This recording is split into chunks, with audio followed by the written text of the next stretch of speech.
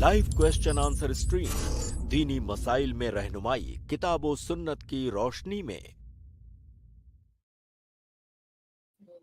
अस्सलामु अलैकुम वरहमतुल्लाहि वबरकातुहू। नाज़रीन, आप सभी का खैर मकदम करते हैं i+ टीवी के खास प्रोग्राम लाइव क्वेश्चन आंसर में। हमारा प्रोग्राम चल रहा है निकाह के टॉपिक पे।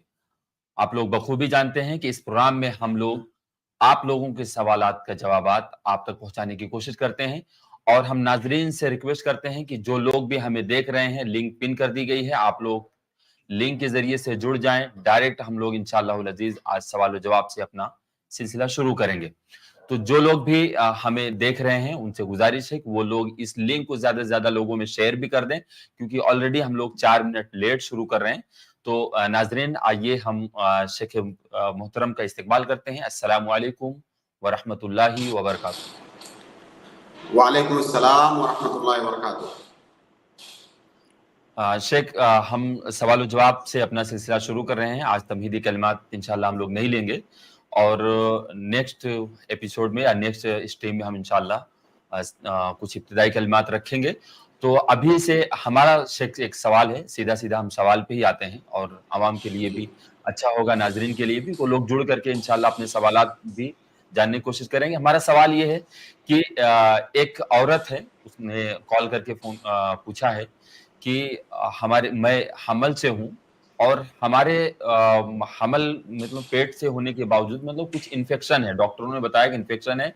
उसने कम से कम 2-4 डॉक्टर से मुख्तलिफ डॉक्टरों के पास जाकर के चेकअप वगैरह कराया है, तो सभी ने कहा है कि इन्फेक्शन है, बच्चा अब नॉर्मल पैदा हो सकता है, कोई अंधा काना या कुछ भी मतलब इफेक्ट हो सकता है बच्चे पर।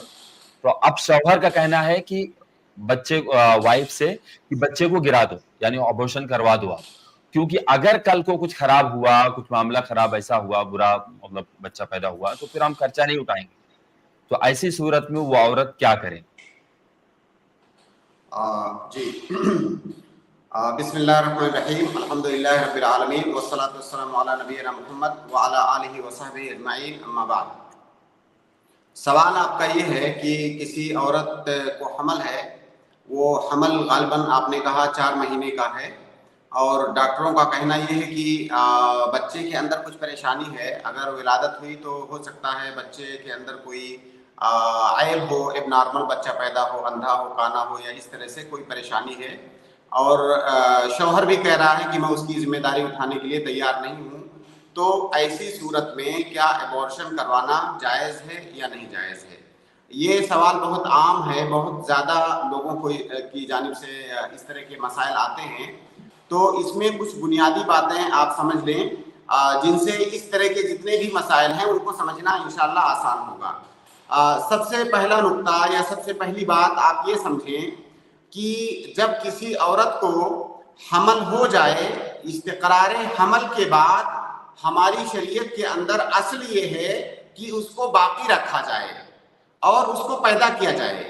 हमल ठहरने के बाद उसको एबॉर्शन करवाना हमारी शरीयत के अंदर असलन जायज़ नहीं है, लेकिन बसा औकात कुछ सिचुएशंस ऐसे आते हैं जिनमें इंसान की मजबूरी होती है, तो एबॉर्शन करवाना इंसान की कभी कभी मजबूरी बन जाती है। तो वो कौन से सिचुएशन हैं जिनमें एबॉर्शन करवाना किसी औरत के लिए जायज़ होगा?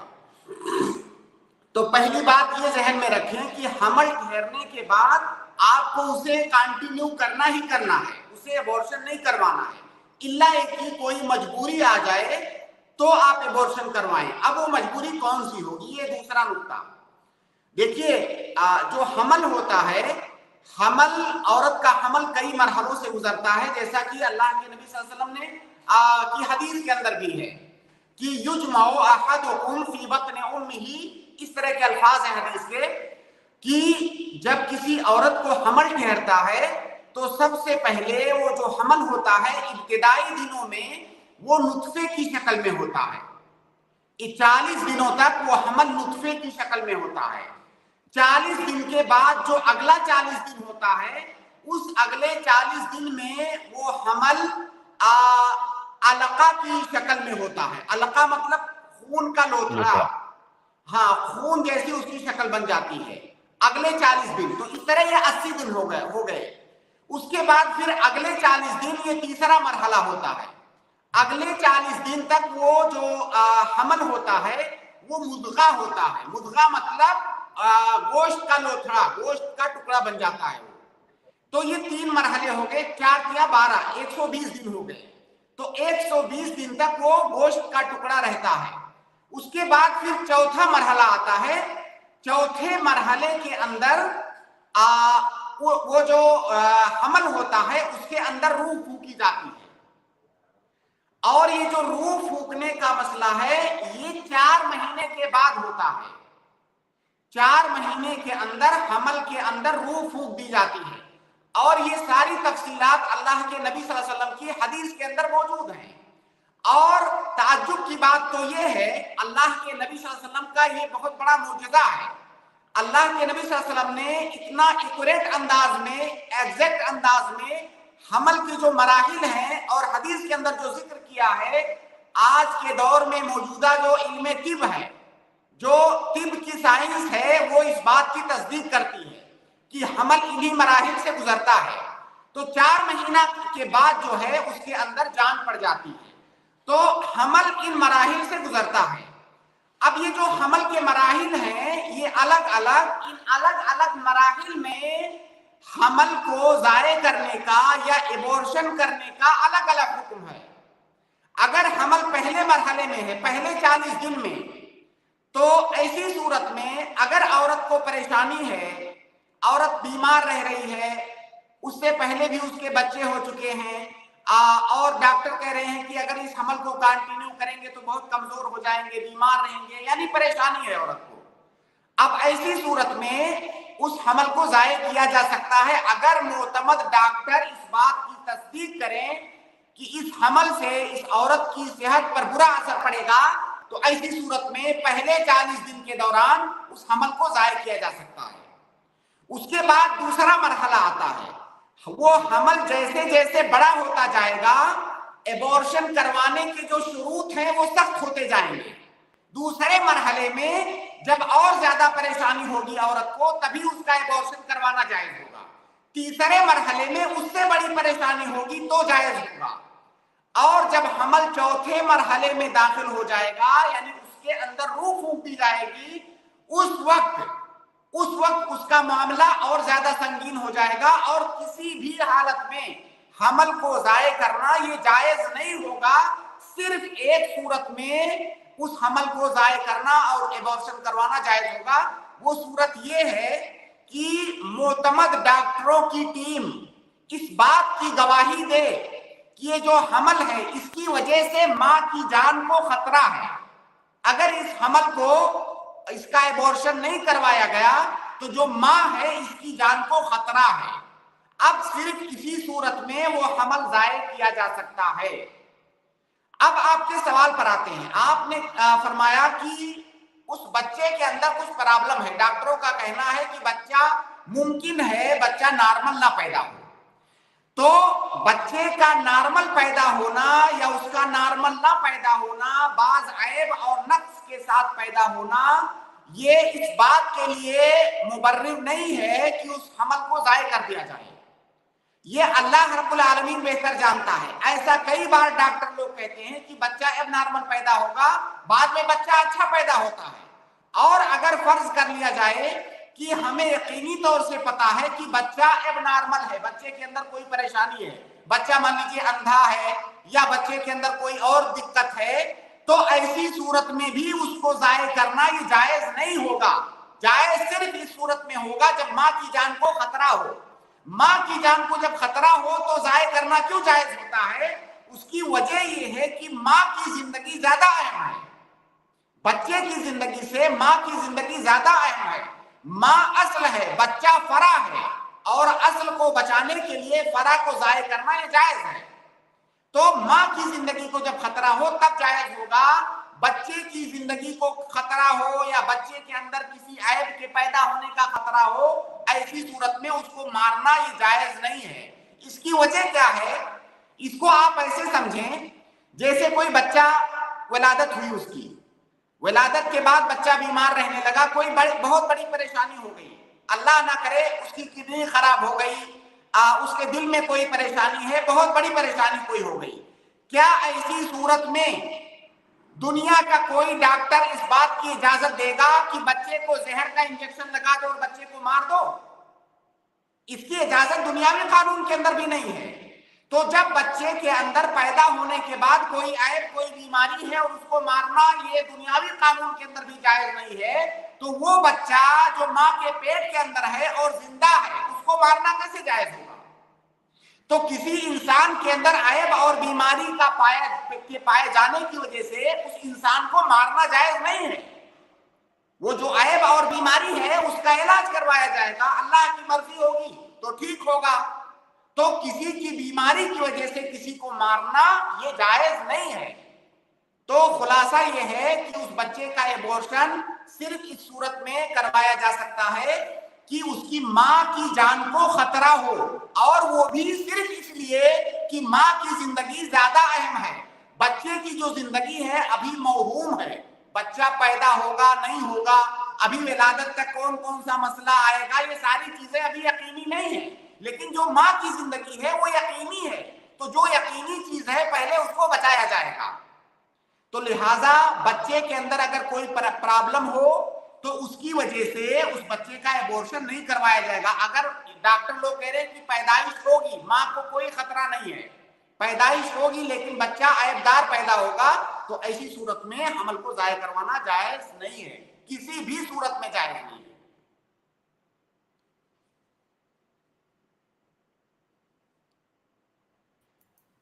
شکراً شیخ, جزاک اللہ خیر. لیکن جو شوہر کا کہنا ہے کہ میں اس بچے کا خرچ نہیں اٹھاؤں گا آگے چل کر کے, تو کیا یہ اس کا کہنا صحیح ہوگا؟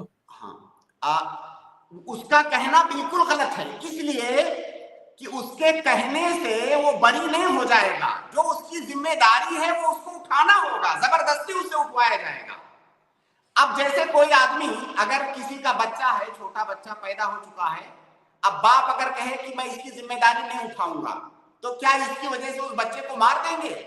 ہرگز نہیں. نہ تو اس بچے کو ماریں گے اور نہ تو اس باپ کو معاف کریں گے. تمہارا بچہ ہے, اس کی ذمہ داری اٹھانا تمہاری ذمہ داری ہے, اور ملک کا قانون بھی یہی کہتا ہے. ہماری شریعت کا تو یہ قانون ہے ہی, ہمارے ملک کا بھی یہ قانون کہتا ہے کہ جس کا بچہ ہے اس کو ذمہ داری اٹھانا اس کے لیے ضروری ہے, اس کو اٹھانا پڑے گا.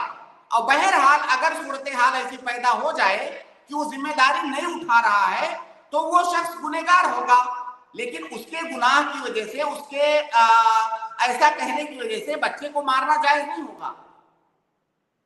جی شیخ, اس کے علاوہ یہ کہ اگر وہ یہ چیزیں نہیں اٹھا رہا ہے تو بچہ, مطلب ان کا یہ بھی کہنا ہے کہ اگر ہم یہ چیزیں نہیں بتا رہے ہیں, وہ شوہر فورس کر رہا ہے, اگر فورس کر دے اور ابورشن کرانا پڑ جائے اس کو, تو کیا عورت گنہگار ہوگی؟ دیکھیے, فورس کرنے کا ایک مطلب تو یہ ہوتا ہے کہ جیسے شوہر بیوی سے بار بار ضد کرے اور بیوی کو فورس کر کے راضی کر لے. دیکھیے, اگر عورت راضی نہیں ہے تو آسان نہیں ہے کہ آپ اس کا ایبورشن کروا سکتے ہیں. ایک فورس یہ ہوتا ہے کہ اب بیوی کے سامنے کوئی راستہ نہیں بچا ہے, اس کو اختیار ہی نہیں ہے, وہ علاج کروانے گئی ڈاکٹر کے پاس, شوہر ڈاکٹر سے ملا ہوا ہے, اس نے کہا کہ میں اپنی بیوی کو علاج کے لیے لا رہا ہوں, آپ اس کو ایسی دوائی دے دینا اس کو بتائے بغیر کہ اس کا ایبورشن ہو جائے. اب یہاں پہ کہیں گے کہ بیوی کوئی گنہگار نہیں ہے, کیونکہ اس کو پتا نہیں ہے کہ میرے ساتھ کیا کیا جا رہا ہے. لیکن اگر اس کو پتا, وہ بلیک میل کر رہا ہے نا کہ میں آئندہ خرچہ نہیں اٹھاؤں گا, یہ نہیں کروں گا, وہ نہیں کروں گا, نہیں, اس کو ایسا لگے گا کہ میں پریشان ہو جاؤں گی. وہ آدمی گنہگار ہے, وہ آدمی گنہگار ہے, ایسا کر رہا ہے, وہ مجرم ہے. لیکن اس کی وجہ سے اس عورت کے لیے بھی جائز نہیں ہوگا کہ وہ ایبورشن کروائے. اور دیکھیے, اس کے سامنے قانونی راستے کھلے ہوئے ہیں. پہلے تو وہ اپنے خاندان کے پیمانے پر کوشش کرے گی کہ وہ تیار ہو. اگر وہ تیار نہیں ہو رہا ہے تو ہمارے ملک کا قانون اس عورت کو یہ حق دیتا ہے کہ وہ قانون کا دروازہ کھٹکھٹائے اور وہاں سے اپنا حق مانگے. شکراً شیخ, جزاک اللہ خیر, بارک اللہ فیک. امید ہے کہ تمام پہلو سے جو اس سوال میں پوچھا جا سکتا ہے یا اشکالات اٹھائے جا سکتے ہیں. ایک شیخ, اسی سوال میں ایک بات اور بھی ہے کہ شوہر تو یہ بات کہہ رہا ہے کہ آپ کو ابورشن کرنا چاہیے اور کرا دینا چاہیے, لیکن عورت منع کر رہی ہے. لیکن عورت ابھی اس کو بہت زیادہ کچھ کہہ نہیں سکتی ہے, اس لیے بھی कि शौहर को अभी कुछ दिन पहले अटैक आया था, नॉर्मल किसी को भी अटैक आ सकता है, तो किसी वजह से उसको अटैक आया था, तो क्या वो ये मतलब बहाना बना सकती है कि अगर मैं उसकी बात नहीं मानूंगी तो आगे वो खर्च के बारे में सोच करके उसको फिर से अटैक आ गया तो? देखिए हाशिम भाई, इसकी मिसाल ऐसे ही है कि किसी आदमी के पास बच्चे हैं छोटे छोटे, और अपने बच्चों का खर्चा उठाने के सिलसिले में उसको इतना टेंशन है कि उसे अटैक आ रहा है बार बार, तो क्या इस वजह से आप इजाजत देंगे कि उसके बच्चों को मार दिया जाए और खर्चे से छुटकारा पा जाए? ऐसे ही है, जो बच्चा पेट के अंदर मौजूद है वो एक जान है। हमारी शरीयत उस जैसे हम लोगों का, जिंदा लोगों का एहतराम करती है, उसी तरह उस बच्चे का भी के अंदर जान है। और शरीयत के बहुत सारे मसाइल ऐसे हैं जिसमें पेट के अंदर मौजूद बच्चे को हक दिया गया है। जैसे पेट के अंदर बच्चा मौजूद है, उसको आप हिबा कर सकते हैं। पेट के अंदर बच्चा मौजूद है, मिराज तकसीम किया जा रहा है, तो उसका हिस्सा जो है एहतियातन बचा करके रखा जाएगा। उसको शरीयत एक जान की तरह ट्रीट कर रही है। तो आप उसको ऐसे ही समझिए जैसे बाहर कोई बच्चा है, उसको मारना सिर्फ इस सूरत में जायज होगा कि माँ की जिंदगी बचानी है, और किसी भी सूरत में उसको मारना जायज नहीं है। शुक्रन शेख, जज़ाकल्लाह खैर।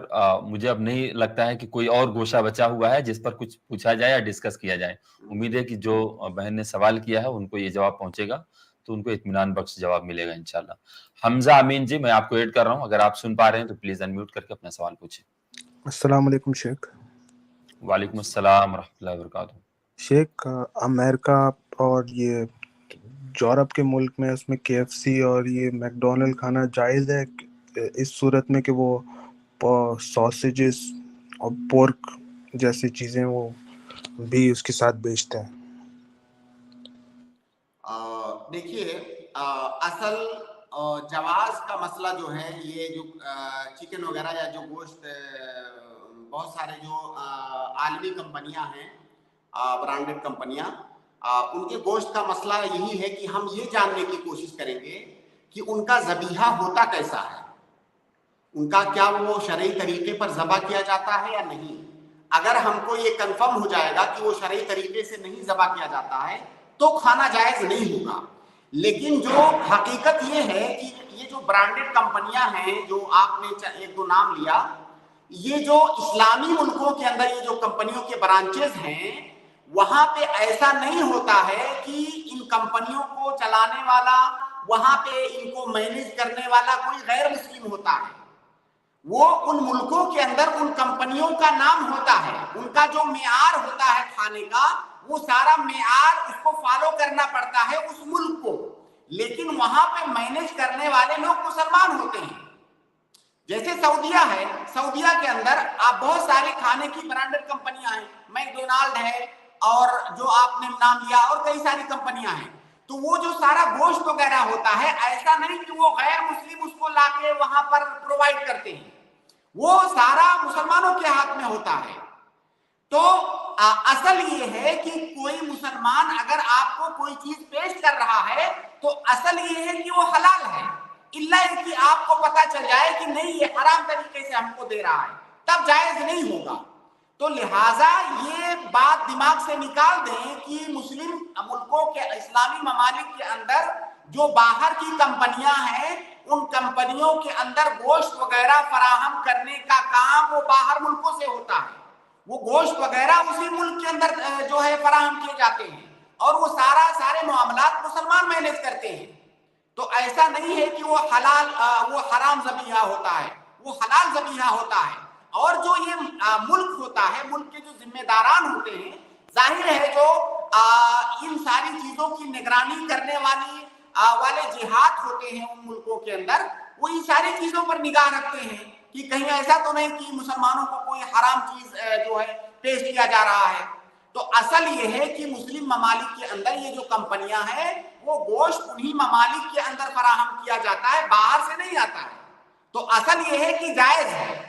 अब अगर आपके पास कोई सबूत हो, कोई जो है गवाह हो जो इस बात की गवाही दे कि ये जो गोश्त है ये इस्लामी तरीके पर ज़बा नहीं किया जाता है, तब फिर मसला आएगा कि उसका क्या हुक्म है। शेख जैसे अमेरिका में मैं रहता हूँ तो वहाँ पर ईसाई है, तो ईसाई का तो ज़बिया तो हलाल है ना? जी हाँ, अगर ईसाई का ज़बीहा है वो अपने दीन और तरीके के मुताबिक ज़बा करते हैं तो हलाल है। अगर लेकिन ईसाई होना जरूरी है, मुल्हिद नहीं होना चाहिए। ईसाइयों में भी जिस तरह दूसरे अदियान में बहुत सारे लोग दीन छोड़ देते हैं, अपना मुल्हिद हो जाते हैं, नास्तिक हो जाते हैं, उसी तरह ईसाइयों में भी बहुत सारे लोग होते हैं। तो अगर वो अपने दीन ईसाइयत पर बाकी है तो उसका ज़बीहा हमारे लिए जायज और हलाल है। शेख अगर वो उसके रेस्टोरेंट में पोर्क और ये सारी चीजें भी भेजते हैं तो? देखिए, जैसे मान लीजिए कोई बड़ा रेस्टोरेंट है, उसके अंदर हलाल चीजें भी बिकती हैं, हराम चीजें भी बिकती हैं। कोई दुकान है हिंदुस्तान के अंदर, मान लीजिए उस दुकान के अंदर शराब भी बिकती है, उस दुकान के अंदर जो दूसरे सॉफ्ट ड्रिंक और बहुत सारी चीजें होती है वो भी बिकती हैं। अब अगर कोई आदमी उस दुकान के अंदर जाकर के बिस्लेरी खरीदे तो हराम थोड़ी होगा। वो बिस्लेरी खरीद रहा है, बगल में दूसरे वाले रेफ्रिजरेटर में बियर रखा हुआ है, वो बियर नहीं खरीद रहा है, वो पानी खरीद रहा है, तो ये जायज होगा। तो आप ऐसे उसको भी समझिए। अब ये अलग मसला है कि इंसान को ऐसी जगह पर जाना भी नहीं चाहिए। वो क्यों जाए ऐसी जगह पर? इल्ला है कि मान लीजिए कई दफा ऐसा होता है कि आप कहीं ऐसी जगह पर हैं कि वहां पर कोई ऐसा रेस्टोरेंट मिल ही नहीं रहा है आपको खाना खाने के लिए, या कोई सामान आप खरीदना चाहते हैं, कोई ऐसी दुकान मिल ही नहीं रही है जो दुकान शराब से खाली हो, ऐसा होता है। तो ऐसी सूरत में आप जो हलाल चीज है वो हलाल चीज खरीद सकते हैं, आप जो हराम चीज है उसको अवॉइड कीजिए, जो हलाल है उसको खरीद सकते हैं। हाँ, अगर ऐसा है कि रेस्टोरेंट के अंदर जो खाना दिया जा रहा है पता ही नहीं है कि कौन सा खिंजीर का है, कौन सा जो है हलाल है, और वो चीजें इतनी मिक्सअप हो गई हैं कि वो उसमें शुबहा पाया जा रहा है कि कहीं ऐसा ना हो कि हमको खिंजीर दे दे, अगर इस तरह का शुबहा है तब नहीं खाना है। क्योंकि गैर मुस्लिम के ज़बीहे में असल ये है कि वो हराम है जब तक ये साबित ना हो जाए कि वो हलाल है, और मुसलमान के ज़बीहे में असल ये है कि वो हलाल है जब तक ये साबित ना हो जाए कि वो हराम है।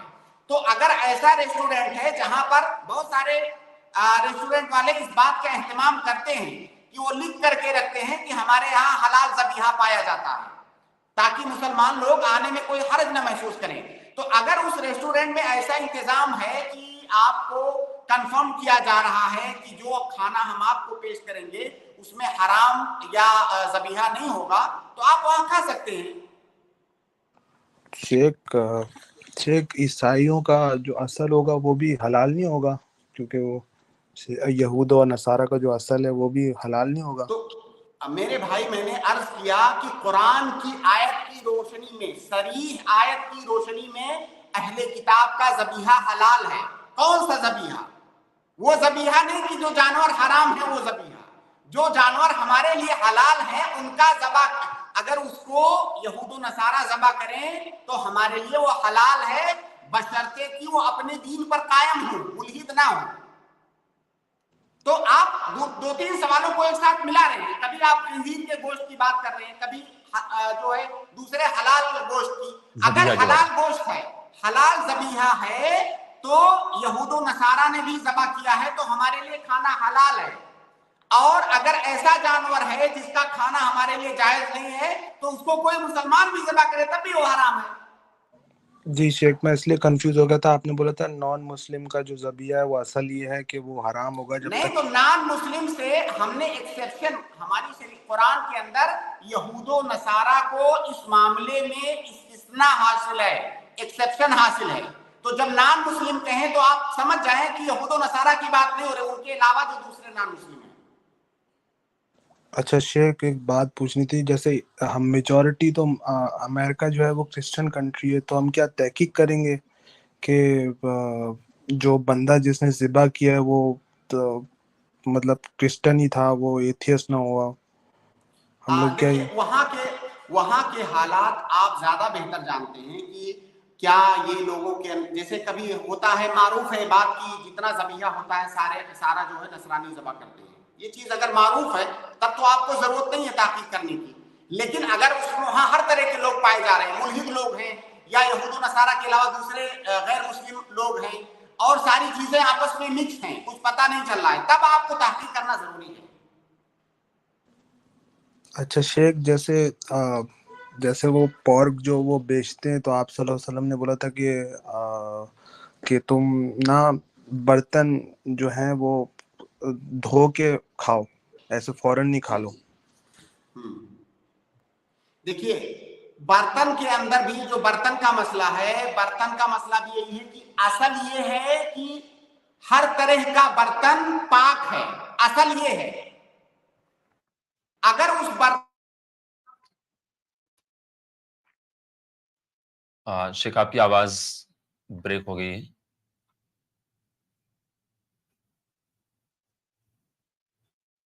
شیخ میری آواز آ رہی ہے آپ کو؟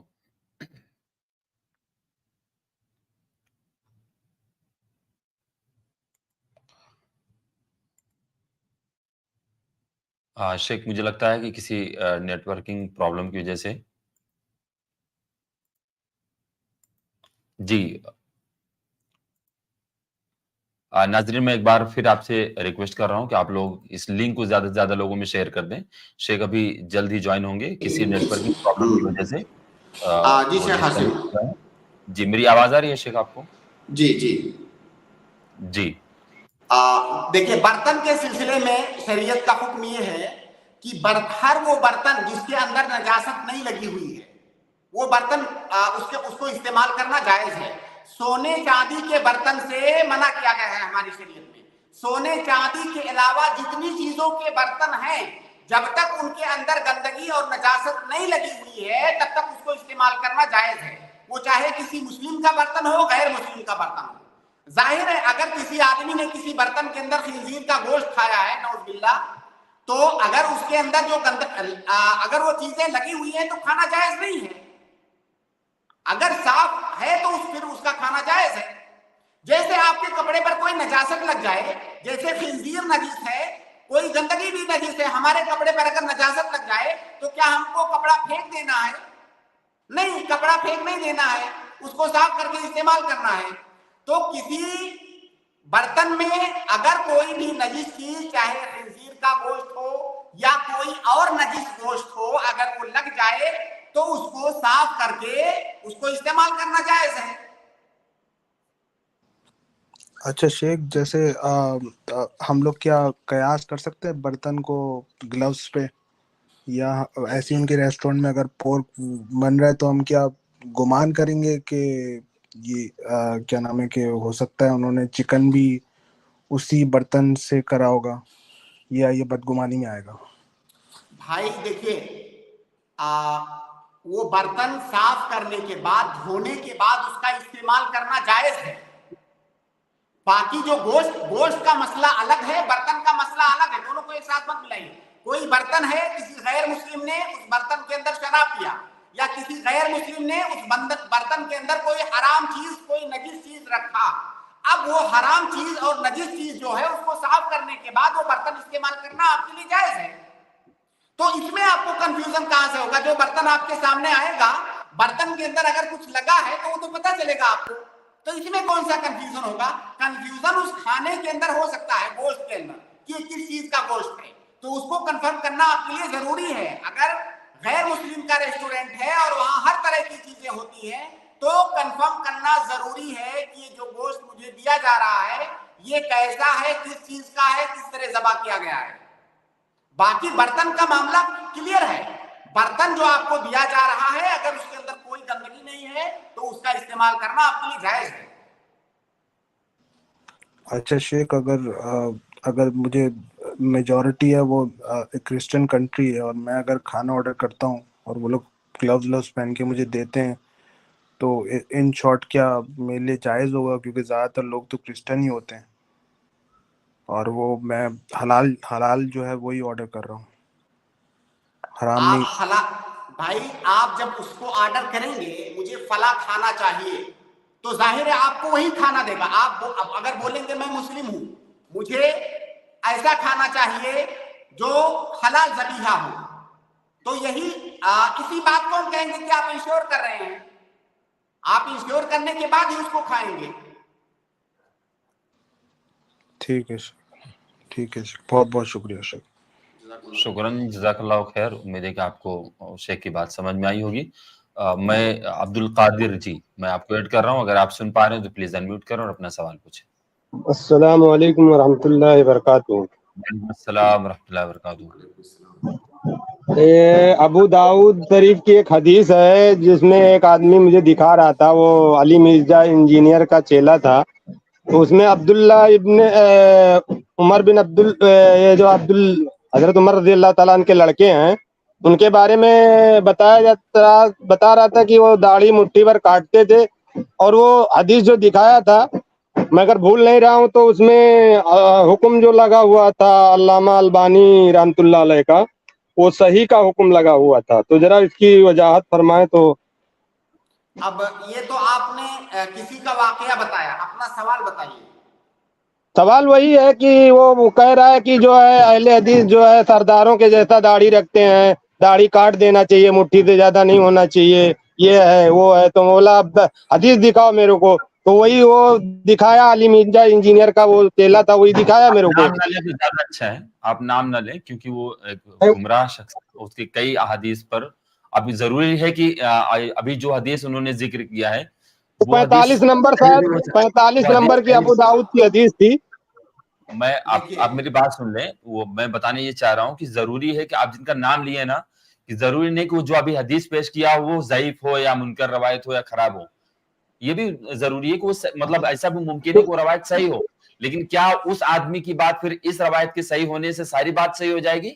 تو ایسا نہیں ہے، بلکہ وہ ایک گمراہ شخص ہے. اس کے باتوں میں، اس کے بیانات میں صحابہ کرام کی دشمنی پائی جاتی ہے. ایک انسان کو تھوڑا سے غور کرنا چاہیے سننے سے پہلے. جی شیخ، آپ دیکھیے سوال عبد پر القادر شیخ جواب دے رہے ہیں. صاحب، دیکھیے یہ مناسب یہ ہوتا کہ ڈائریکٹ آپ آ کر کے یہ سوال کرتے کہ کیا ایک مٹھی کے بعد داڑھی کو کاٹنا جائز ہے کہ نہیں. آپ یہ اگر ایسے سوال کرتے، آپ کا جو بھی مدعا ہے وہ واضح ہو جاتا. کسی کا نام لینا، کسی حدیث کو یہ آپ کے لیے ضروری نہیں ہے. بہرحال دیکھیے، یہ اللہ کے سب سے پہلے اللہ کے نبی صلی اللہ علیہ وسلم کا طریقہ آپ دیکھیے. اللہ کے نبی صلی اللہ علیہ وسلم سے کہیں بھی یہ ثابت نہیں ہے کہ آپ نے داڑھی کا تھوڑا سا بھی حصہ کاٹا ہو. یہ کہیں ثابت نہیں ہے. اور تقریباً اس بات پر محدثین کا اتفاق ہے کہ اللہ کے نبی صلی اللہ علیہ وسلم سے داڑھی کاٹنا ثابت نہیں ہے. اور داڑھی کو بڑھانے کا اللہ کے نبی صلی اللہ علیہ وسلم نے جو حکم دیا وہ مختلف 5-6 طرح کے تقریباً الفاظ ہیں. ان 5-6 طرح کے سبھی الفاظ کا معنی یہ ہے کہ داڑھی کو بڑھاؤ، داڑھی کو بڑھاؤ، داڑھی کو بڑھاؤ اور مونچھ کو کاٹو. تو سب سے پہلے یہ بات کلیئر ہونی چاہیے آپ کے لیے کہ اللہ کے نبی صلی اللہ علیہ وسلم سے کاٹنا ثابت نہیں ہے. اب دوسرا سوال یہ آتا ہے کہ کیا اللہ کے نبی صلی اللہ علیہ وسلم نے تو نہیں کاٹا اور داڑھی کو بڑھانے کا حکم دیا. تو جو یہ بڑھانے کا حکم دیا، اس کا مطلب کیا ہے؟ کیا اس کا مطلب یہ ہے کہ آپ قینچی نہیں لگا سکتے، بالکل بھی نہیں کاٹ سکتے، یا اس کا مطلب یہ ہے کہ آپ کچھ کاٹ سکتے ہیں؟ اس کا کیا مطلب ہے؟ اس سلسلے میں علماء کے یہاں بہت شدید اختلاف ہے. عبداللہ ابن عمر رضی اللہ تعالی عنہما، جن کا آپ نے ابھی ذکر کیا، اور ان کے علاوہ بعض دیگر صحابہ سے یہ بات ثابت ہے. دیکھیے، وہ مرفوع حدیث نہیں ہے، اس کو اثر کہا جاتا ہے، صحابی کا عمل. تو بعض صحابہ کرام، جن میں عبداللہ ابن عمر رضی اللہ تعالی عنہما بھی ہیں، یہ ثابت ہے کہ ایک مٹھی پکڑنے کے بعد نیچے کا جو باقی حصہ بچتا ہے اس کو وہ کاٹتے تھے. اور اس کی بنیاد پر بہت سارے علماء کا یہ ماننا ہے کہ اگر کوئی مکمل رکھے تو بہتر ہے، لیکن اگر کوئی کاٹنا چاہ رہا ہے تو ایک مٹھی پکڑنے کے بعد نیچے کا جو حصہ بچتا ہے اس کو کاٹ سکتے ہیں، کیونکہ صحابہ کرام نے ایسا کیا ہے. اور جب صحابہ کرام نے ایسا کیا ہے، اس کا مطلب یہ ہوا کہ اللہ کے نبی صلی اللہ علیہ وسلم کی داڑھی کو بڑھانے والی جو حدیثیں ہیں اس کا مطلب انہوں نے یہی سمجھا ہے، داڑھی بڑھاؤ یعنی اتنا कम से कम एक मुट्ठी बढ़ाना जरूरी है, एक मुट्ठी के बाद काट सकते हो। तो गोया कि उन सहाबे कराम ने यही उसका माना समझा है। तो बेहतर यह है कि आप मुकम्मल छोड़ें, क्योंकि अल्लाह के नबी सल्लल्लाहु अलैहि वसल्लम से चीज साबित नहीं है काटना। लेकिन अगर कोई काट रहा है तो अब्दुल्लाह इब्न उमर और बाज दीगर सहाबा से ये चीज साबित है कि उन्होंने एक मुट्ठी के बाद नीचे का जो हिस्सा था उसको काटा। लेकिन इसका ये जो आपने आखिरी बात एक जिक्र की कि अहले हदीस लोग सरदारों की तरह दाढ़ी रखते हैं, अल्लाह के बंदे, दाढ़ी ये दीन का एक शिआर है। ये दाढ़ी का मजाक उड़ाना हुआ, ये दीन का मजाक उड़ाना हुआ। जब हम ये जानते हैं कि अल्लाह के नबी सल्लल्लाहु अलैहि वसल्लम से कभी भी काटना साबित नहीं है, अगर कोई आदमी मुकम्मल छोड़े हुए है तो आप उसको ये कैसे कह सकते हो कि सरदारों की तरह से? क्या वो दाढ़ी इसलिए रखा हुआ है कि सरदार लोग रखते हैं? भाई वो दाढ़ी इसलिए रखा हुआ है कि उसके नबी ने रखा है, वो किसी और की वजह से थोड़ी रखा हुआ है। और जो आदमी काट रहा है, हम उसके ऊपर नकीर इसलिए नहीं कर रहे हैं कि सहाबे कराम ने ऐसा किया है कि एक मुट्ठी से जायद काटा है। लेकिन जो आदमी रख रहा है उसको ये कैसे कह सकते हैं कि जो है वो सरदारों की तरह दाढ़ी रख रहा है? अल्लाह के नबी सल्लल्लाहु अलैहि वसल्लम से कभी भी काटना साबित नहीं है। तो लिहाजा अफजल ये है कि मुकम्मल कोई रखे, अगर कोई काटना चाह रहा है तो इस पर भी उलमा के अक़वाल मौजूद हैं सहाबे कराम के अमल की रोशनी में। जी अब्दुल कादिर भाई, उम्मीद है कि आप इस सवाल के जवाब हो। शेख असल में बात मैं नहीं कह रहा, तो वो आदमी सामने से वो दलील बन पकड़ के वो बोल रहा है कि नहीं काट, देखो काटना जरूरी है। तो उसको मैं यही बता रहा था कि अल्लाह के वसल्लम ने नहीं काटा, तो वो बोल रहा था कि अल्लाह के वसल्लम की दाढ़ी इतने से बड़ी हुई नहीं। अब मैं बोला मैं तो ये हदीस सही का हुक्म अल्लामा अलबानी का दिख रहा है इस पे, तो मैं अभी तहकीक करने के बाद ही बात कर सकता हूँ, उससे पहले नहीं कर सकता हूँ। तो भाई उस हदीस के अंदर अब्दुल्लाह इब्न उमर रज़ियल्लाहु ताला अन्हुमा का अमल है कि उन्होंने एक मुट्ठी से जो जायद था उसको काटा। उसमें ये कहा कि अल्लाह के नबी ने नहीं काटा या नहीं काटा, उसमें अल्लाह के नबी सल्लल्लाहु अलैहि वसल्लम का जिक्र ही नहीं है। वो अब्दुल्लाह इब्न उमर रज़ियल्लाहु ताला अन्हुमा का अपना अमल है उस असर के अंदर। मैं भी उसको यही जवाब दिया कि अगर उस असर से कोई बात साबित होती है तो वो सिर्फ इतनी साबित होती है कि मुट्ठी से जायद जो है उसको काटना जायज है, सिर्फ इतना साबित होता है।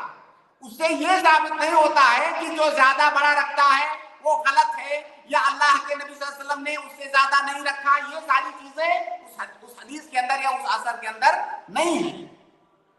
मैं उसको वही बताया, जवाब दिया कि ये सही का हुक्म जो है सही है, जिसका मतलब इससे आपको समझ में आ गया मसला? हाँ, हमको तो मसला अल्हम्दुलिल्लाह समझ में आया था बस। और दूसरा एक ये है कि कब्रिस्तान पे चप्पल पहन के जो जाते हैं, ये क्या है, कैसा है इसका ये अमल? अगर चप्पल के अंदर कोई गंदगी नहीं लगी हुई है, अगर चप्पल साफ सुथरी है तो जा सकते हैं। मतलब बेहतर क्या? भाई बेहतर यही है कि आप पहन के जाओ, वहां पर झाड़ झंकार और बहुत सारी ऐसी चीजें होती हैं जिनसे आपको परेशानी हो जाएगी। तो आप साफ सुथरा चप्पल, साफ सुथरी जूती पहन करके जाएं और पहन कर अंदर जाएं। और कब्रिस्तान के अंदर हर जगह कब्र थोड़ी है, आपको कब्र पर नहीं चढ़ना है, कब्र पर नहीं चलना है, लेकिन कब्रिस्तान के अंदर रास्ते बने होते हैं चलने के लिए। आप जूती चप्पल पहन करके जाएं, निकाल के क्यों जाएंगे? मस्जिद के अंदर जा सकते हैं जूती चप्पल पहन करके, अगर साफ सुथरा है तो कब्र में क्यों नहीं जा सकते हैं? जी अब्दुल कादिर भाई, उम्मीद है ठीक, शुक्रिया। बारकल्लाहु फीक, शुक्रन, जज़ाकल्लाहु खैर। मनहज सलफ जी, आपका डिवाइस कनेक्टेड नहीं है, प्लीज आप चेक कर लें। और जो लोग भी कमेंट में या प्राइवेट चैट में सवाल कर रहे हैं, उनसे गुजारिश है कि वो यहाँ डायरेक्ट ज्वाइन हो और यहाँ पर आकर के सवाल करें। कामिल शेख, मैं आपको ऐड कर रहा हूँ, अगर आप सुन पा रहे हैं तो प्लीज अनम्यूट करें, अपना सवाल पूछें। अस्सलाम वालेकुम वरहमतुल्लाहि वबरकातुहू। वालेकुम अस्सलाम रहमतुल्लाहि वबरकातुहू। जरा जोर बोलें, थोड़ा सी आवाज आपकी कम है। जी शेख, अल्लाह के रसूल सल्लल्लाहु अलैहि वसल्लम की एक हदीस है कि एक शख्स 4 चीज़ों की वजह से निकाह करता है, उसका हसब नसब, उसका माल, उसकी खूबसूरती और दीनदारी। अभी हमारे भाई का एक जगह रिश्ता चल रहा था, तो वो लड़की कद में बहुत ज़्यादा छोटी थी, उससे बहुत अंतर था और वो काली थी, तो उन्होंने रिजेक्ट कर दिया। तो सब लोग उसको बहुत बुरा कहने लगे कि तुमने तो रिजेक्ट कर दिया और अल्लाह और लड़की दीनदार थी कि तुमने अल्लाह के रसूल कह रहे हैं कि दीनदार से शादी करो, निकाह करो, तुमने तो इसको रिजेक्ट कर दिया। तो जो 3 चीज़ें हैं क्या हम उसको भूल जाए, हसब नसब, उसकी मालदारी, उसकी खूबसूरती और सिर्फ दीनदारी ही देखें? एक पहले आप ये बताएं, ये जो हदीस है अल्लाह के नबी सल्लल्लाहु अलैहि वसल्लम की कि तुनकहुल मरअतु लिअरबईन, कि औरत की शादी 4 चीज़ों की वजह से की जाती है, तो इस हदीस का आप क्या मतलब समझते हैं?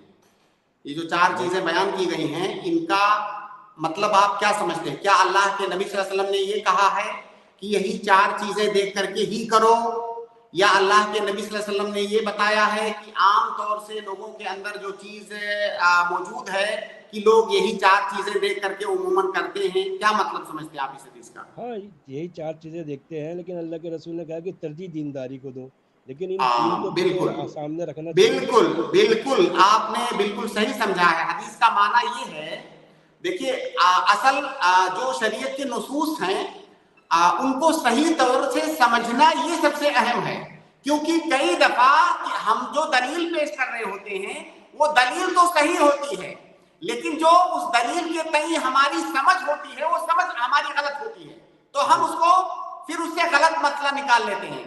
इस हदीस का मतलब ये है, अल्लाह के नबी सल्लल्लाहु अलैहि वसल्लम ने बताया कि आम तौर से लोगों का जो रुझान है शादियों के सिलसिले में, कि वो लोग आम तौर से 4 चीजें देख करके शादी करते हैं। फला माल देखते हैं, खूबसूरती देखते हैं, हसब नसब देखते हैं, दीन देखते हैं। अल्लाह के नबी सल्लल्लाहु अलैहि वसल्लम ने ऐसा नहीं कहा कि जो बाकी 3 चीजें हैं उनको अवॉइड कर दो, ये नहीं कहा। अल्लाह के नबी सल्लल्लाहु अलैहि वसल्लम ने उसको जिक्र किया और जिक्र करने के बाद उस पर कोई नकीर नहीं किया कि ऐसा करना गलत है। हाँ, आपने ये बताया कि जो चारों चीजें हैं इनमें सबसे अहम चीज दीन है। पहले दीन देखो, पहले दीन देखो, जब आपको दीन मिल जाए उसके बाद जितनी भी अच्छी चीजें औरत के अंदर आप देखना चाहो, ढूंढना चाहो, वो आप ढूंढ सकते हो। आप उसका माल भी देख सकते हो, खूबसूरती देख सकते हो, खानदान देख सकते हो, ये सब आपकी मर्जी है। इसीलिए इस हदीस की तफसीर के अंदर, इसकी शरह में उलमा ने कहा है कि औरत के अंदर इंसान हर वो चीज देख सकता है जो आम तौर से लोगों के यहाँ जो चीजें अच्छी मानी जाती हैं।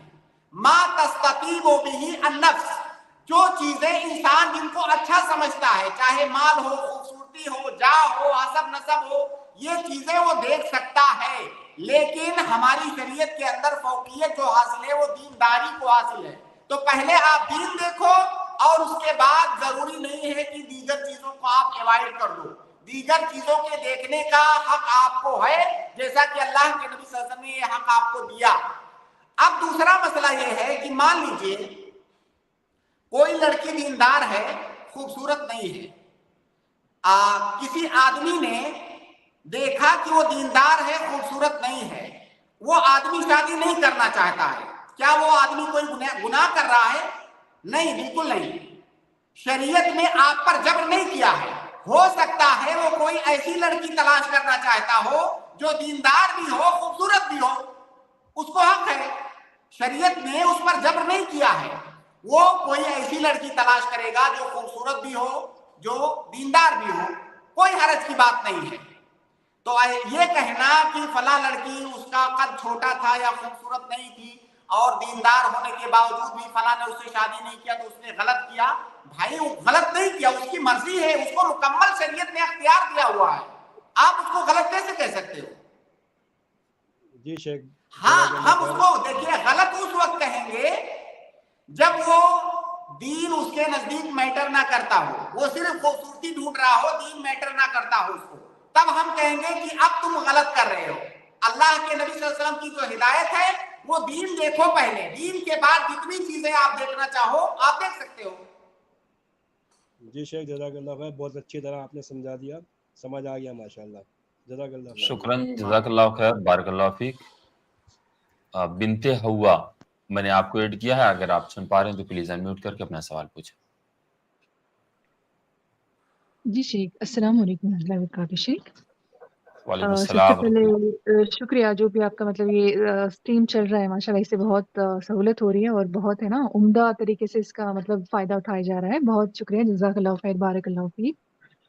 आमीन।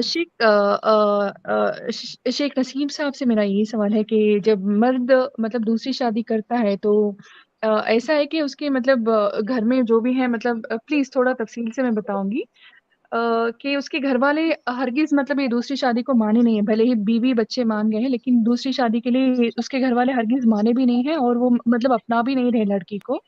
तो इस हालत में ये बंदा मतलब अपने साथ भी नहीं रखा है लड़की को और वो जो भी अखराजात हैं निकाह से लेके अब तक मतलब माने कि 6 महीने हो गए निकाह को, तो अब तक भी उसके अखराजात नहीं उठा रहा है बंदा।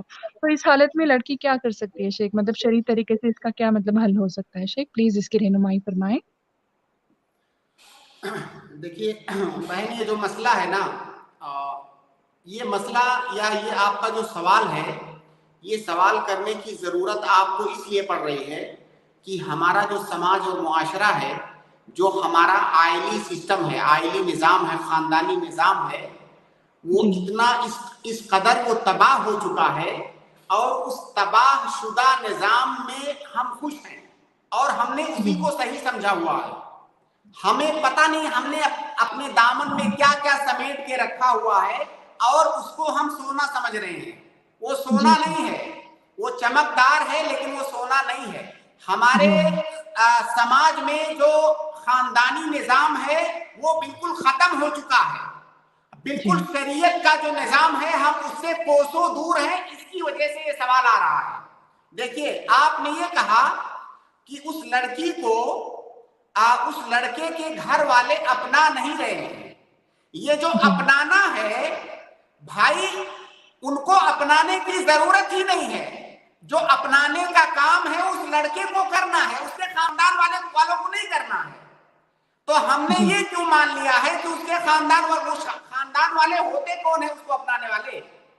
पहला सवाल तो ये है कि जो जिसकी बीवी है उसको अपनाना है, खानदान वालों को नहीं अपनाना है। और ये जो जी। अपनाने का मसला पेश आ रहा है वो इसलिए आ रहा है कि हमारे यहाँ ज्वाइंट फैमिली सिस्टम है जो कि सरासर शरीयत के नजरिए के खिलाफ है और इसके अंदर 50 खामियों में से एक खामी भी ये भी है कि घर वाले ये समझते हैं कि जब उस लड़की को हम अपनाएंगे तब वो अपनाई ही मानी जाएगी। भाई, आपको किसने हक दिया है कि आप उसको अपनाएं या रिजेक्ट कर दें? ये हक आपके पास है ही नहीं। तो अपनाने का काम पहले नंबर तो उसके शौहर को करना है। शौहर अपना रहा है, कोई अपनाए या ना अपनाए। दूसरी बात कि शेख माजरत चाहती हूँ, अपनाना मतलब ऐसा है कि मतलब लड़के के घर वाले कंप्लीटली मतलब उसके जो भी अखराजात का मतलब जो भी जिम्मा लिए हैं मतलब उसकी तरफ से मतलब रोक के रखा है बंदा कि मेरे घर वाले नहीं मान रहे, मेरे जो भी अखराजात हैं मैं आपको नहीं दे सकता करके, मतलब जो भी हुकूक है वो फिर फैमिली में जो भी है ये अदा हो रहे हैं, यहाँ पे नहीं अदा हो रहे हैं शेख। बिल्कुल बिल्कुल। अब ये जो आपने अभी सवाल किया इसके अंदर आपने एक दूसरी खराबी का जिक्र कर दिया। जी। जो भी अखराजात हैं बीवी के, उसको पूरा करना शौहर की जिम्मेदारी है। अपने जी। दम पर उसके शौहर के जो वालिदैन या उसके खानदान और घर वाले हैं उनका इससे कोई लेना देना नहीं है। बीवी जी। की पूरी जिम्मेदारी उठाना उस शौहर का काम है। जहां पर शरीयत ने उसको यह हक दिया है कि तुम शादी कर सकते हो किसी भी लड़की से, वहीं पर शरीयत ने उसके ऊपर यह जिम्मेदारी भी डाली है कि तुम्हारे माँ बाप के ऊपर तुम्हारी कोई जिम्मेदारी नहीं है, उसका पूरा खर्चा आपको उठाना है। तो सवाल यह है कि अपने माँ बाप की तरफ या जो उसके खानदान वाले हैं उनकी जानिब क्यों वो देखता है? वो रहम तलब और भीख तलब नजरों से अपने घर वालों की तरफ, खानदान वालों की तरफ क्यों देखता है? भाई, अगर तुम्हारे अंदर दम नहीं है तो शादी क्यों किए हो?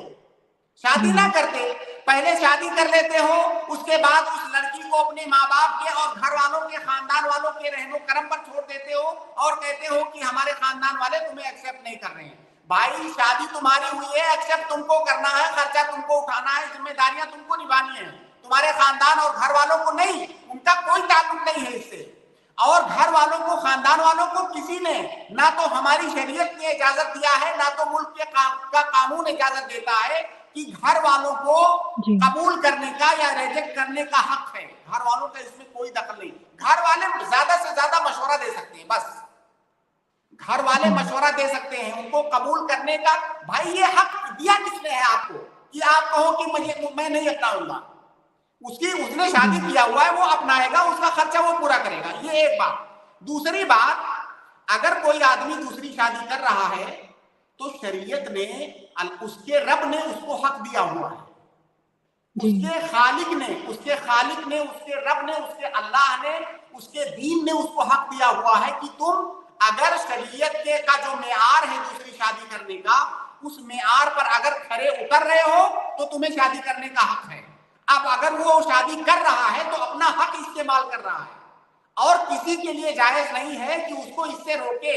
अगर कोई उसके रास्ते में रुकावटें पैदा कर रहा है तो वो गलत कर रहा है, वो जुल्म कर रहा है। और अगर कोई दूसरी शादी की वजह से उससे नफरत कर रहा है या दूसरी शादी से ही नफरत कर रहा है, उससे कराहत कर रहा है, तो ऐसी सूरत में तो शरीयत के हुक्म से बगावत कर रहा है जी। तो हमारे यहाँ असल मसला यही है कि हमने अपना सारा सिस्टम खराब करके रखा हुआ है। उसके बाद जब मसाइल आते हैं और उन मसाइल में हम घिर जाते हैं तो फिर हमें उनसे निकलने का कोई रास्ता नजर नहीं आता है। जी। हमारे किसी भी लड़के के घर वालों को शरीयत ने ये हक नहीं दिया है कि आप ये कहो कि मैं तुम्हारी बीवी को अपना रहा हूं या तुम्हारी बीवी को रिजेक्ट कर रहा हूं। ये हक तुम्हारे पास है ही नहीं। जी। क्लियर है मसला? जी शेख, अल्हम्दुलिल्लाह। इस तरह से मतलब लड़की फिर से मतलब एक तरह से रहबानियत की जिंदगी गुजारेगी, मतलब शौहर के होते हुए भी तो मतलब ऐसा नहीं ससुराल है, बिल्कुल ये ऐसा गलत नहीं। है। जी जी। अगर घर वालों के जुल्म करने की वजह से, घर वालों के दबाव की वजह से, मतलब उसकी पहली दूसरी जो बात बीवी है, जी माजरत चाहती हूँ बीच में बोलने के लिए। देखिए अगर सुनिए एक मिनट, जैसे वो जो लड़का है जिसने दूसरी शादी किया है, पहले तो सबसे पहले मैं सबसे यही कहूंगा कि भाई अगर आपके अंदर गट्स है, आपके अंदर ताकत है, तभी आप करो। आपकी शादी करने से जो सामने वाली लड़की है, कहीं ऐसा ना हो आप उसकी जिंदगी खराब कर दो। तो पहले आप अपने आप को चेक करो कि क्या बाद में जो परेशानियां आने वाली हैं, क्या उनको झेलने की ताकत आपके अंदर है कि नहीं है, तभी शादी करो। और जब आपने शादी कर लिया तो आप किसी की तरफ मत देखो। और आपके खानदान में या जो आपकी पहली बीवी है, जो आपके बच्चे हैं, किसी को यह हक हासिल नहीं है कि आपकी मुखालफत करे, किसी को भी हक हासिल नहीं है। और जब आपने शादी कर लिया और मान लीजिए घर वाले या खानदान वाले या जो पहली बीवी है उसके दबाव में आकर के अगर ये दूसरी वाली बीवी के हुकूक अदा नहीं कर रहा है, तो पहली बात तो ये गलत कर रहा है। दूसरी बात, वो जो दूसरे लोग दबाव डाल रहे हैं वो गुनहगार हैं, उनको समझना चाहिए कि इसका हिसाब उनको देना होगा। बसा औकात हो सकता है जो उसके साथ ज्यादती हो रही है उसके मुकम्मल जिम्मेदार दूसरे लोग हों। अगर दूसरे लोग उसके जिम्मेदार हैं, उसका सबब बन रहे हैं, तो उनको हिसाब देना होगा। तो ये बहुत गंभीर मसला है। जी लेकिन जब मसला क्या हो रहा है ना कि हमारे समाज तो एक्सेप्ट करने के लिए तैयार नहीं है, लेकिन जब एक इंसान खुद शादी करने का फैसला कर रहा है, खासकर लड़की और लड़के दोनों की बात है, ये लड़की ने जब देखा ना कि सामने वाला अपने घर वालों का मुकाबला नहीं कर सकता है, घर वालों से सामने से आकर के अपने हुकूक नहीं दिला सकता है मुझे, तो ऐसे लड़के को इंतखाब करना ये भी एक बहुत बड़ी प्रॉब्लम होती है। और दूसरा शेख ये होता है कि अब वो शादी तो कर लिए हैं, अब जाहिर सी बात है कोई फूल लेकर के आपके सामने खड़ा नहीं रहेगा आपके खानदान और फैमिली वाले। क्यों? इसलिए कि समाज में इसको एक जुर्म समझा जाता है, इसको एक क्राइम समझा जाता है। तो अब उस समाज में जहां क्राइम समझा जाता है दूसरी शादी को, जिना कर लेने को, गर्लफ्रेंड्स रखने को, ये सारी चीज को अच्छा और उसको अच्छा स्टेटस देने वाली बात की जाती है। ऐसे समाज में जब तुम शादी करने जा रहे हो तो सोचो कि वो लोग तुम्हें एक्सेप्ट नहीं करने वाले हैं, तो तुम उनका मुकाबला करने के लिए तैयार हो कि नहीं हो। और फिर उनको अब अभी 6 महीना साल भर रख लिए हैं, अब उसके बाद बोल रहे हैं हमारे घर वाले राजी नहीं हो रहे हैं, हमारे घर वाले सपोर्ट नहीं कर रहे हैं, हमारे घर वाले ताउन करने से मना कर रहे हैं। तो अब उस लड़की का क्या हुआ? शेख, हम लोग इस प्लेटफॉर्म से दूसरी शादी के इन सारे मसाइल पे ना, कि हमें तो चाहिए कि हम लोग ऐसा बोलें कि अब दूसरी शादी कैसे लड़कों से नहीं करना चाहिए। ये सबक देने की जरूरत है। और अब क्या है, अब यही प्रॉब्लम है कि अब वो लड़की है तो चली जाए, और जहां जाएगी ना उसके घर वाले भी क्या बोलेंगे, ये बोलेंगे तुमने किया था ना दूसरे शादीशुदा लड़के से, बहुत पसंद था ना, बहुत मामला अच्छे थे ना उसके दिख रहे थे। अब जाओ समझो आप, एक तो घर वाले भी नहीं मानते शेख, जो लड़की अगर राजी भी हो गई ना एक तरह से, तो घर वाले नहीं मानते हैं, और उसके बाद जब ये प्रॉब्लम आ जाती है तो और वो लोग तंज करना शुरू करते हैं। बहुत सारी प्रॉब्लम आती है शेख दूसरी शादी को देखिए लेकर। हाशिम भाई, देखिए मसला असल में मसला शरीयत को और शरीयत के अहकाम को खुले दिल से कबूल करने का मसला है। कभी ऐसा होता है कि हम ये ज़बान से तो दावा कर रहे होते हैं कि हम मुसलमान हैं, हमें अल्लाह का हुक्म जो है कबूल है, लेकिन वो जब मसला अपने ऊपर आता है ना, तो असल आजमाइश होती है इंसान की। कुरान की जो आयत है कि फला व रब्बिका ला युमिनूना हत्ता युहक्किमुका फीमा शजरा बैनहुम सुम्मा ला यजिदू फी अनफुसिहिम हरजम मिम्मा क़दैता। देखिए, मुसलमान होने के लिए जरूरी है कि जब अल्लाह और उसके रसूल कोई फैसला कर दे तो आप उसको सर झुका करके तस्लीम कर लो फौरन। और तस्लीम भी कैसा कर लो, तस्लीम ऐसा कर लो कि दिल के अंदर कोई हरज और तंगी महसूस ना करो उसको कबूल करने में। कभी कभी मैं सोचता हूँ, ये जो जब दूसरी शादी का मसला आता है, कई दफा लोग सवाल करते हैं, तो मैं कभी कभी सोचता हूँ कि जो दूसरे मसाइल जब हमसे लोग पूछने आते हैं तो मैं कभी ख्याल आता है कि मैं पूछूं कि अल्लाह ताला का जो हुक्म है कुरान के अंदर दूसरी शादी की इजाजत का, क्या आप इसको मानते हैं? पहले आप इसको मानिए, फिर आपके अगले सवाल का जवाब मैं दूंगा। इस्लाम को मानना है तो पूरा पूरा मानिए ना। इस्लाम को उतना ही क्यों मान रहे हैं जहां तक आपके जज्बात को कोई धक्का ना लगे, वहां तक तो मान रहे हैं, ठीक है, कोई मसला नहीं है। जहां पे आपकी ख्वाहिशात के खिलाफ कोई चीज जाती हुई आपको लग रही है, फौरन वहां आपको नहीं मानना है। हाँ, तो असल मसला ये है। अब पहली बात तो हमारे समाज में इतना कम, मुझे नहीं मालूम है कितना परसेंट, लेकिन जो रेशो है दूसरी शादी का बहुत कम है। भाई अगर कोई आदमी कर रहा है तो आपको कोई थोड़ी मजबूर कर रहा है कि आप भी जाके करो। आपको नहीं करना है, आप मत कीजिए, ये ऑप्शनल चीज है। लेकिन अगर कोई कर रहा है तो जिस तरह से उसके बारे में आप गुफ्तगू कर रहे हो, आप मतलब मुझे तो खतरा है कि कहीं आपका ईमान भी ना उसमें खतरे में पड़ जाए। ये बहुत तशवीशनाक बात है। जी शुक्रन, जज़ाकल्लाह खैर। उम्मीद है कि बहन के सवाल का जवाब हो गया होगा। जी शेख, बारकल्लाह फीक, जज़ाकल्लाह खैर। शुक्रन, बारकल्लाह फीक। मोहम्मद दानिश जी, मैंने आपको ऐड किया है, अगर आप सुन पा रहे हैं तो प्लीज अनम्यूट करें और अपना सवाल पूछें। अस्सलाम वालेकुम रहमतुल्लाहि व बरकातुहू। वालेकुम अस्सलाम रहमतुल्लाहि व बरकातुहू। शेख साहब, पहले तो शेख हासिम साहब से मेरी एक शिकायत है, वो ये कि हम लोगों को मौका तभी दिया जा रहा है जब 2 मिनट 5 मिनट बचता है। इसके लिए मुझे शिकायत है शेख, क्योंकि कुछ लोगों को देखता हूँ रोजाना जुड़ते हैं, उनको मौका दिया जाता है लेकिन हम लोगों को नहीं। तो शेख मेरा सवाल ये है, ये मैं आपका उज्र मतलब कबूल करता हूँ, लेकिन ये हमारा उज्र आप ये कबूल करें कि हम इब्तिदा से ही देखते हैं, और लोगों का सवाल ही ऐसा होता है कि उसको हम ब्रेक नहीं कर सकते हैं। ब्रेक इसलिए नहीं कर सकते हैं तो सवाल मेरा ये है कि जैसे एक सवाल में जवाब हो और जवाब सुनने के बाद उनको कोई और गलतफहमी हो जाए, इसलिए हम चाहते हैं कि एक आदमी का हम सवाल लें, उसको पूरा क्लियर करके जाएं। वो अगर क्लियर हो गया तो अब मुझे आप बताएं, हम लोगों ने कहीं टाइम पास किया हो या कोई ऐसा सवाल रहा हो जिसमें हम लोग बेजा गुफ्तगू किए हो, तो आप बता सकते हैं। बाकी अब हम माजरत कहाँ है इससे कि आपको अभी जैसे आपने प्राइवेट चैट में आपने मैसेज किया है बहुत सारा, वैसे ही जितने लोग जुड़े हैं सभी ने मैसेज किया है, तो अब मैं मजबूर हूं यहाँ से कि कुछ कर नहीं सकता हूँ।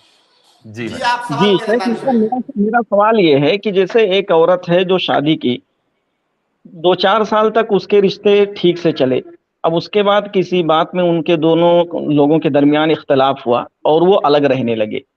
2-4 साल 5 साल तकरीबन ये लोग अलग रहे, ना उसने शादी की ना इसने शादी की।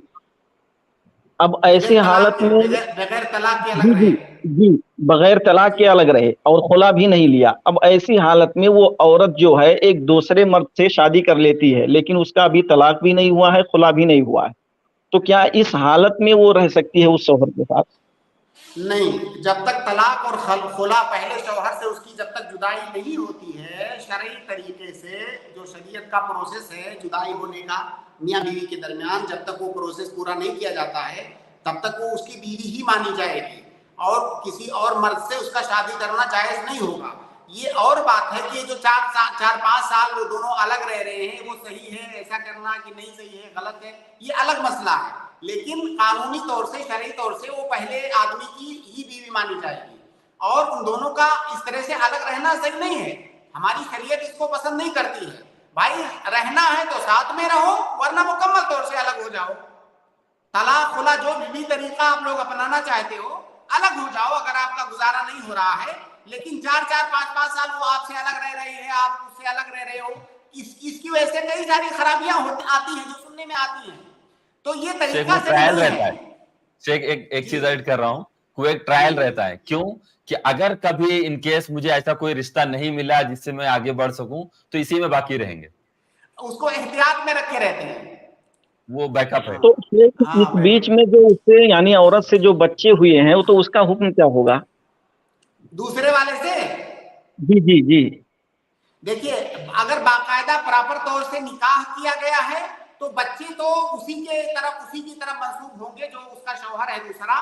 لیکن اس کی شادی صحیح نہیں ہے, وہ غلط نکاح ہوا ہے لیکن غلط نکاح ہوا ہے. جیسے ہی اس کو پتا چلے گا کہ میرا نکاح غلط ہے, دونوں کے درمیان جدائی کروانا ضروری ہے. جب تک پہلے شوہر سے پراپر طور سے طلاق نہ ہو جائے, جدائی نہ ہو جائے, تب تک دوسرے سے شادی کرنا جائز نہیں ہے. اگر دوسرے سے نکاح کر کے اس کے ساتھ رہ رہی ہے تو غلط کر رہی ہے. لیکن چونکہ دوسرے کے ساتھ نکاح ہوا ہے, اس طرح کے نکاح کو نکاح شبہہ کہا جاتا ہے, اور نکاح شبہہ میں بچہ اپنے باپ کی طرف ہی منسوب ہوگا. تو شیخ اگر وہ یہ پہلے شوہر سے وہ خلا لے رہی ہے تو وہ نہیں دے رہا ہے تو اس کا کیا حکم ہوگا؟ جیسے طلاق جو ہے شوہر کے اختیار میں رہتا ہے, وہ طلاق دے دیا ہو گیا, لیکن یہاں خلا کا جو مسئلہ ہے وہ عورت جو ہے شوہر سے خلا لینا چاہتی ہے لیکن وہ نہیں قبول کر رہا ہے. تو یہ بات آپ نے پہلے کیوں نہیں بتایا؟ اب بتا رہے ہیں. آپ نے پہلے کہا کہ دونوں الگ رہ رہے ہیں, ایسے لگا جیسے اپنی مرضی سے دونوں الگ رہ رہے ہیں, یعنی گویا کہ ذکر آ رہا ہے کہ خلا لینا چاہ رہی تھی. ہاں خلا لینا چاہ رہی تھی. اگر وہ خلا لینا چاہ رہی تھی تو ایسا تو ہے نہیں کہ وہ جنگل میں رہ رہی ہے, وہ ایک ملک کے اندر رہتی ہے جہاں پہ نظام ہے, قانون ہے, دستور ہے, ساری چیزیں موجود ہیں. اگر وہ شوہر ظلم کر رہا ہے, خلا بھی نہیں دے رہا ہے, اپنے پاس رکھ بھی نہیں رہا ہے, تو قانون کا دروازہ کھٹکھٹائے وہ. شیخ اس میں تھوڑی سی بات مجھے یہ نہیں سمجھ میں آتی کہ جیسے شوہر کو اگر طلاق دینا ہے وہ طلاق دے دیتا ہے, اس کی اپنی مرضی ہے, طلاق دیا وہ طلاق واقع ہو گئی. لیکن جب عورت کی بات آتی ہے تو اس میں شوہر کی رضامندی کیوں شامل ہوتی ہے؟ بہت اچھا سوال, بہت بڑھیا سوال آپ نے کیا. صرف دونوں پہلو واضح کر دیں گے, میں صرف اور سوال ایڈ بھی کر رہا ہوں اس میں.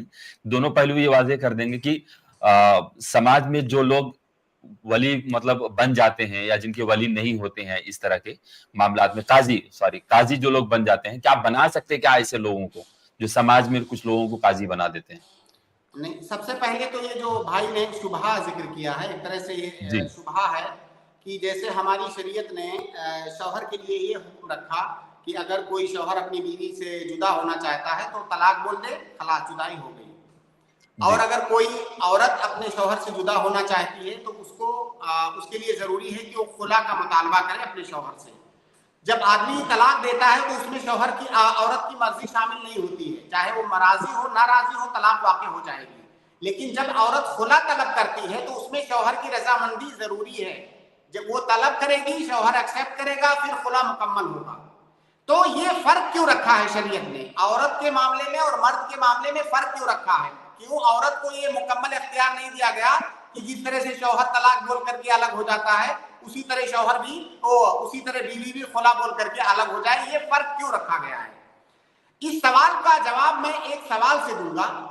وہ سوال یہ ہے دانش بھائی, آپ پہلے بتائیں, اگر مناسب سمجھیں تو آپ بتائیں, آپ شادی شدہ ہیں کہ نہیں؟ نہیں شیخ, شادی شدہ نہیں ہے. اچھا, شادی شدہ نہیں ہے تو بہت اچھے سے سمجھ میں نہیں آئے گا آپ کو, لیکن ہمارے بہت سارے ناظرین شادی شدہ ہوں گے. تھوڑی دیر کے لیے فرض کریں, تھوڑی دیر کے لیے, چند سیکنڈ کے لیے فرض کریں کہ عورت کو یہ حق دے دیا جائے کہ تمہیں اختیار ہے, شریعت حق دیتی ہے کہ جب تم چاہو اپنے شوہر کو بولو میں تمہیں خلا دیتی ہوں یا میں تمہیں طلاق دیتی ہوں, جیسے تم بولو گی تمہیں طلاق دیتی ہوں, خلاص تم الگ ہو گئی. اگر تھوڑی دیر کے لیے یہ حق عورت کو دے دیا جائے، آپ بتائیے، آپ نہیں بتا پائیں گے، ابھی آپ کی شادی نہیں ہوئی ہے، جو لوگ سن رہے ہیں وہ بتائیں کہ ہمارے سماج میں کتنی شادیاں ہیں جو باقی رہیں گی، کتنے پرسنٹ شادیاں چلیں گی؟ آپ لوگ کمنٹ باکس میں بتائیں، کمنٹ باکس میں بتائیں کہ اگر عورت کو یہ اختیار دے دیا جائے کہ جب تم جیسے ہی بولو گی خلاص تم الگ ہو گئی شوہر سے، ہمارے سماج میں کتنے پرسنٹ شادیاں ہیں جو اپنے انجام تک پہنچیں گی اور چلیں گی؟ میں سے سوال کو تھوڑا اور تنگ کر رہا ہوں کہ ایک دن میں کتنی مرتبہ بولیں گی؟ ہاں، ایک دن کے اندر کوئی عورت کتنی بار اپنے شوہر کو طلاق دے گی؟ آپ لوگ یہ کامنٹ کر کے بتائیں۔ اس کا میں جواب دے رہا ہوں، جو شریعت کے احکام کی روشنی میں، جو ہماری شریعت بہت عدل کرنے والی شریعت ہے۔ ہماری شریعت ہماری جو فطرت ہے انسانوں کی، اس فطرت اور نیچر کے بالکل مطابق ہے، اس کے موافق ہے۔ کوئی ایسا حکم ہماری شریعت کے اندر نہیں ہے جو ہمارے نیچر کے خلاف ہو۔ ہمیں ضرورت کن چیزوں کی ہے، ہماری شریعت نے وہ ساری چیزیں ہم کو دیا ہے۔ ایک عورت کو اور ایک مرد کو، ان دونوں کی طبیعتوں کے اندر جو فرق ہے، اور اس فرق کو ہر عقل مند آدمی جس کے پاس عقل ہے وہ اس فرق کو محسوس کر سکتا ہے۔ ایک عورت کے اندر جذبات، انفعالات، عاطفہ اور یہ ساری چیز، ایموشن جو ایک عورت کے اندر جس طرح سے ہوتے ہیں، عورت کے کندھے پر اگر یہ بوجھ ڈال دیا جائے کہ طلاق دینے کا حق تم کو ہے، یہ ذمہ داری تمہاری ہے، تو میں نہیں سمجھتا ہوں، ہو سکتا ہے چند ایک شادیاں، 1,00,000-2,00,000 میں سے ایک آدھ شادیاں چل جائیں، باقی نہیں چل پائیں گی۔ ایسا بنایا ہی گیا ہے مرد اور عورت کو۔ اسی لیے یہ طلاق اور خلا اور نکاح کا جو نازک مسئلہ ہے، اس میں آپ دیکھیں گے کہ اکثر مسائل میں مردوں کو انوالو کیے بغیر کوئی فیصلہ نہیں لیا جاتا ہے۔ اس کی وجہ یہی ہے۔ تو جن لوگوں کو زمینی حقیقت کا پتہ ہے، انسانوں کی طبیعت کا پتہ ہے، انہیں آسانی سے اس کے اندر ہماری شریعت کی کیا حکمت ہے اس کو سمجھ سکتے ہیں۔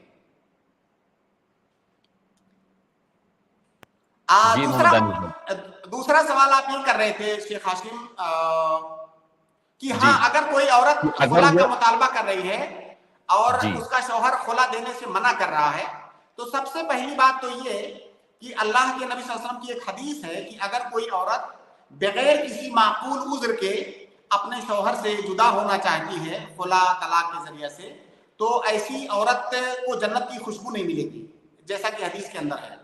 تو یعنی اس کا مطلب یہ ہوا کہ بغیر، اگر سارے معاملات سب کچھ ٹھیک ٹھاک چل رہے ہیں، تو عورت کے لیے جائز نہیں ہے کہ وہ خلا کا طلاق کا مطالبہ کرے اپنے شوہر سے۔ اگر کوئی کرتی ہے بغیر کسی معقول عذر کے تو یہ جائز نہیں ہے۔ جیسے کوئی عورت چاہتی ہے کہ میں کسی اور سے شادی کرنا چاہتی ہوں اس کو چھوڑ کر کے، یہ کوئی معقول عذر نہیں ہے۔ بہرحال اگر معقول عذر کے ساتھ عورت خلا کا مطالبہ کرتی ہے تو ہماری شریعت نے جس طرح سے مرد کو حق دیا ہے اس کو بھی حق دیا ہے، بس تھوڑا سا فرق یہ رکھا ہے کہ اس کو ایسا حق نہیں دیا ہے کہ جب اس کا مزاج ہو وہ شوہر کو طلاق دے دے۔ اس کو ایسا حق دیا ہے کہ راستے میں کئی ایک بریکر ہیں، تاکہ اگر وہ غلط فیصلہ کرنے جا رہی ہو تو اس فیصلے کو صحیح کیا جا سکے۔ تو عورت کو بھی حق ہے کہ وہ خلا کا مطالبہ کر سکتی ہے اپنے شوہر سے۔ اگر اس کا شوہر ظلم کر رہا ہے، اسے خلا نہیں دے رہا ہے اور وہ جو ہے ناحق اس کو پریشان کر رہا ہے، تو ایسی صورت میں اگر کوئی وہاں پر اسلامی قضا ہے تو وہ عورت اس کی جانب رجوع کرے گی قاضی کی جانب، اور قاضی ان دونوں کے معاملات کو دیکھ کر کے فیصلہ کرے گا اور شوہر کو بلا کر کے اسے حکم دے گا کہ تم اپنی بیوی کو خلا دو۔ اگر وہاں پر اسلامی قضا کا سسٹم نہیں ہے تو اگر لوگوں نے پرائیویٹ طریقے سے بھی بنا رکھا ہے اس طرح سے، جیسا کہ ہندوستان میں بہت ساری جگہوں پر ہوتا ہے، جمعیتیں ہیں، ہاں بہت ساری جمعیتیں ہیں، مسجد کے ٹرسٹ وغیرہ اس طرح سے ہیں، اگر اس طرح کا کوئی انتظام ہے تو وہاں پر جا کر کے اپنا مسئلہ رکھے گی عورت اور پھر شوہر کو بلا کر کے دونوں کے درمیان فیصلہ کیا جائے گا۔ اگر کچھ بھی نہیں ہے تو کم سے کم دونوں خاندان کے جو بڑے سرکردہ لوگ ہیں ان کو بلا کر کے مسئلے کو ان کے سامنے رکھ کر کے فیصلہ کیا جائے گا۔ بہرحال کوئی بھی صورت ایسی نہیں ہے جس میں اس عورت کو مظلوم چھوڑ دیا جائے اور اس کو بے سہارا چھوڑ دیا جائے کہ شوہر جیسا چاہے تم کو پریشان کرتا رہے, ایسا کوئی کسی صورت میں نہیں ہے. اس کے ساتھ انصاف کیا جائے گا, چاہے گاؤں کے چند لوگ جمع ہو کر کے اس کے ساتھ انصاف کریں گے, لیکن کیا جائے گا. شکراً جزاک اللہ خیر, شکراً جزاک اللہ خیر شیخ.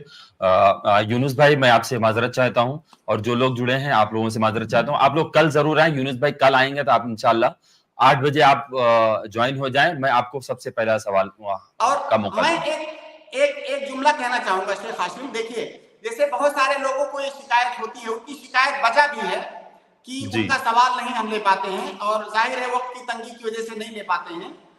لیکن میں یہ کہتا ہوں کہ جیسے آپ اسٹریم میں آئے, آپ سن رہے ہیں, اس میں متعدد سوالات آتے ہیں, طرح طرح کے سوالات آتے ہیں. تو ایسا نہیں ہے کہ اسٹریم میں آپ کا آنا یہ ضائع چلا جائے گا. طرح طرح کے دوسرے لوگوں کے جو سوالات ہیں ان سوالات سے بھی آپ سیکھیں گے, اور ہو سکتا ہے اس طرح کے مسائل آپ کے ساتھ بھی پیش آئے ہوں یا مستقبل میں آئے. تو یہاں پر آنے کا صرف مقصد یہ نہیں ہونا چاہیے کہ جو میرا مسئلہ ہے میرا مسئلہ حل ہو جائے بس. یہاں پر آنے کا مقصد دین سیکھنا ہونا چاہیے. یہ جو باتیں ہو رہی ہیں ضروری نہیں ہے کہ وہ آپ کا مسئلہ ہو تبھی آپ اس کو سیکھیں. یہ دین ہے, اس کو ہمیں سیکھنا چاہیے, اور اس جذبے سے آپ آئیں گے تو آپ کو اجر بھی ملے گا. دنیا کے اندر جو آپ کے مسائل حل ہوں گے وہ تو حل ہوں گے ہی, اصل وہ ہے جو آپ کو اجر ملے گا. یہ اللہ کے نبی صلی اللہ علیہ وسلم کی حدیث ہے کہ مجتمع قوم فی بیت من بیوت اللہ, اور لمبی حدیث ہے کہ اگر کچھ لوگ جمع ہو کر کے کسی جگہ پر قرآن پڑھتے ہیں, تلاوت کرتے ہیں, مذاکرہ کرتے ہیں, علم کی باتیں کرتے ہیں, ایسے لوگوں پر اللہ تعالیٰ کی رحمت نازل ہوتی ہے. تو اس کی متعدد فضیلتیں ہیں, اور انشاءاللہ اس پر کسی دن ہماری گفتگو بھی ہوگی. تو یہ جو مجلس, یہ جو ہماری لائیو اسٹریم چلتی ہے, آپ اس کو علمی مجلس سمجھیے, یہ کوئی دنیا داری والی مجلس نہیں ہے. تو اگر آپ اس میں آتے ہیں, حاضر ہوتے ہیں, تو آپ کو سب سے پہلا جو فائدہ ہوگا وہ یہ کہ آپ کو اجر ملے گا. آپ کو اجر ملے گا. دوسرے لوگوں کے جو سوالات ہیں ان سوالات سے آپ سیکھیں گے, اور اگر موقع ملا تو آپ بھی سوال کر لیں گے. شکراً شیخ, جزاک اللہ خیر شیخ. بالکل ہمارے پاس وقت نہیں ہے, ہم اجازت چاہیں گے آپ سے, اور تمام ناظرین سے بھی اجازت چاہتے ہیں. ہم اللہ رب العالمین کا شکریہ ادا کرتے ہیں, اور شیخ کے لیے دعا کرتے ہیں اللہ شیخ کی عمر میں, علم میں اور صحت میں برکت عطا فرمائے. انشاءاللہ ہم آپ لوگوں کے سوالوں کے جوابات ایسے ہی دیتے رہیں گے. آپ لوگ کل بھی جوائن کریں انشاءاللہ, ایک دم اسی ٹائم پہ 8 سے 9 انشاءاللہ آپ لوگوں کے سوالات کو سنا جائے گا. ہمیں اور شیخ محترم کو دیجیے اجازت, انشاءاللہ پھر ملیں گے نیکسٹ اسٹریم میں. السلام علیکم ورحمۃ اللہ وبرکاتہ.